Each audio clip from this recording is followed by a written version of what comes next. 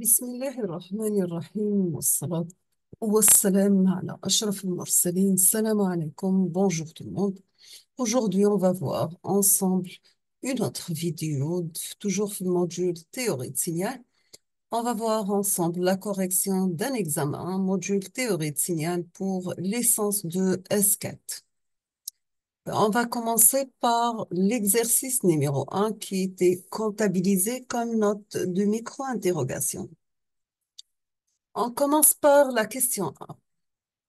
Dans cette question, on vous demande de calculer les fonctions correspondantes dans le domaine temporel des fonctions suivantes.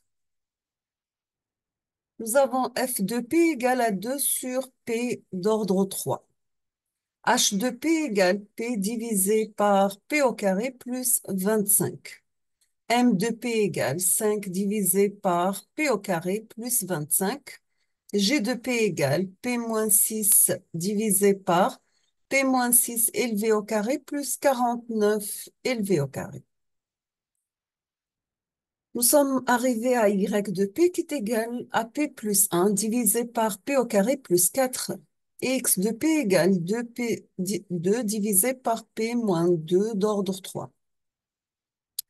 La deuxième question de l'exercice numéro 1 toujours, on vous demande de démontrer que la transformée de Fourier de cosinus de pi f0t est égale à 1 demi Dirac de f moins f0 plus Dirac de f plus f0. On passe l'exercice numéro 2.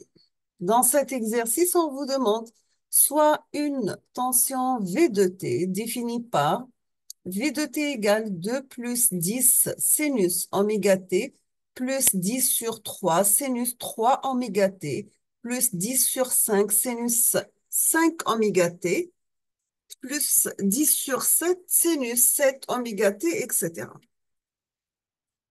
On vous demande dans cette question de donner la valeur moyenne.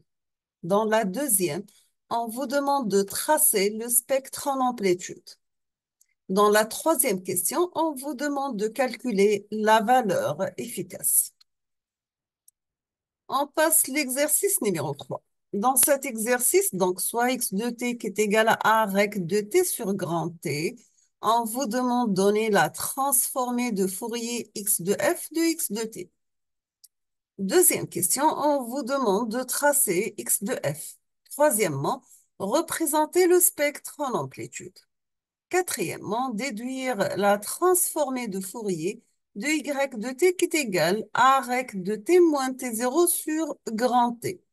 Cinquièmement, on vous demande de calculer l'énergie de x de t par deux méthodes et vérifier le théorème de Perceval. Pour l'énergie, on vous demande de calculer l'énergie domaine temporel et calculer l'énergie domaine fréquentiel et comparer vos résultats. C'est-à-dire, est-ce que le théorème de Perceval est vérifié ou non? Car le théorème de Perceval, ça concerne la conservation d'énergie. On passe la correction. Donc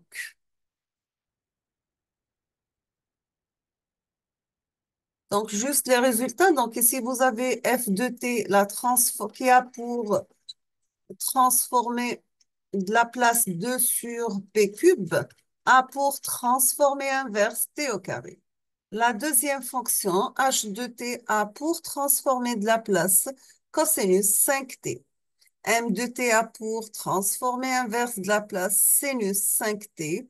G de t égale à exponentielle 6t par cosinus 7t.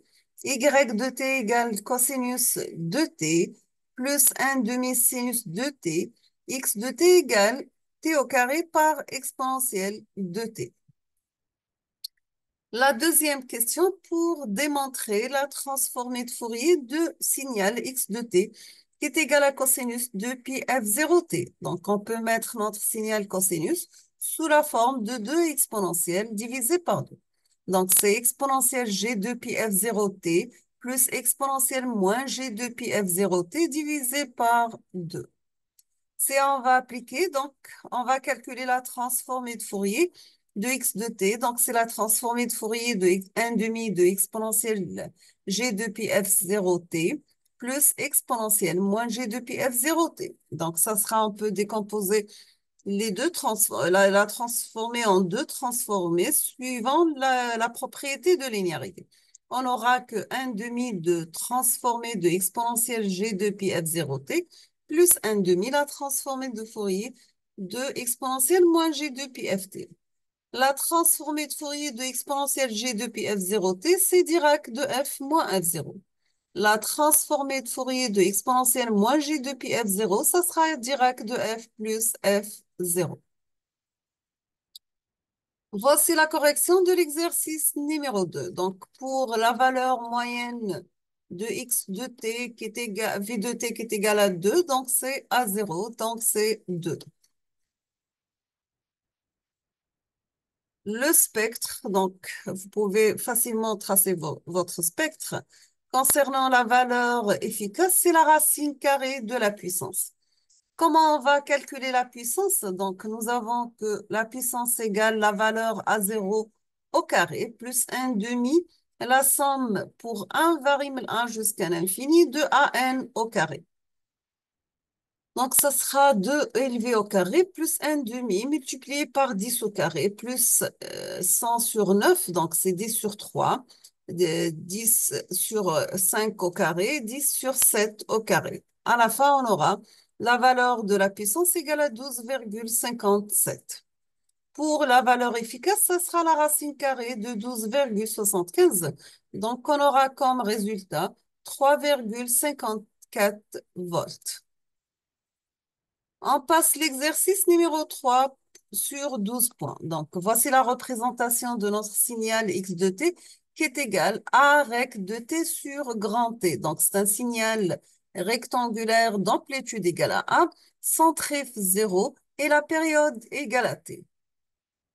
La fonction rectangulaire a pour transformée de Fourier à t sinus cardinal ft.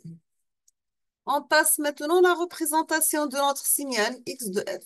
Donc, voici toujours x de t, c'est une fonction porte a pour transformer de Fourier un sinus cardinal d'amplitude max, l'amplitude du signal rect par la période.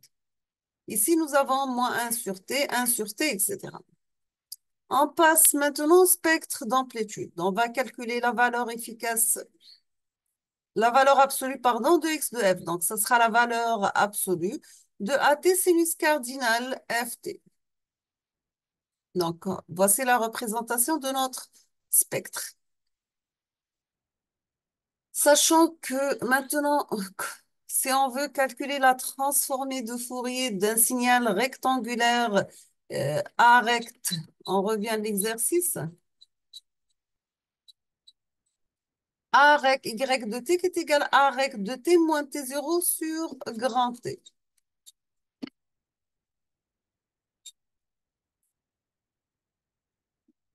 A pour transformer de Fourier, y de f égale AT sinus cardinal ft par exponentielle moins g de pi f0 ft0.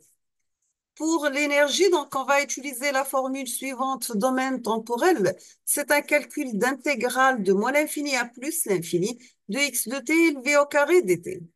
Domaine fréquentiel, ça sera l'intégrale de moins l'infini à plus l'infini de x de f élevé au carré df. Donc, on va la calculer le domaine temporel. Donc, c'est l'intégrale de moins l'infini à plus l'infini de x de t élevé au carré dt. Notre signal est défini entre moins t sur 2 et t sur 2, d'amplitude maximale égale à a, donc on aura a carré dt. A carré dt, c'est at entre moins t sur 2 et t sur 2, ça sera a carré t. On fait la même chose, mais cette fois-ci, on va la calculer le domaine fréquentiel. L'énergie, c'est l'intégrale de moins l'infini à plus l'infini de x de f élevé au carré df. Donc, c'est l'intégrale de moins l'infini à plus l'infini de at au carré, sinus cardinal au carré, ft df. On va sortir at au carré, l'intégrale. Donc, ça reste l'intégrale de moins l'infini à plus l'infini de t par sinus cardinal ft df. À la fin, donc, cette intégrale égale à 1, on aura tout simplement À la fin, l'énergie égale A carré par la période T. Donc, sachant avec l'intégrale de moins l'infini à plus l'infini de T sinus cardinal ft df égale à 1. Donc, c'est une propriété. Dans ce cas, on peut dire que notre théorème de Perceval, car la valeur de l'énergie domaine temporel, c'est la même valeur domaine fréquentiel. Nous sommes arrivés à la fin de cet examen, donc je vous remercie infiniment pour votre attention et à la prochaine vidéo. Merci.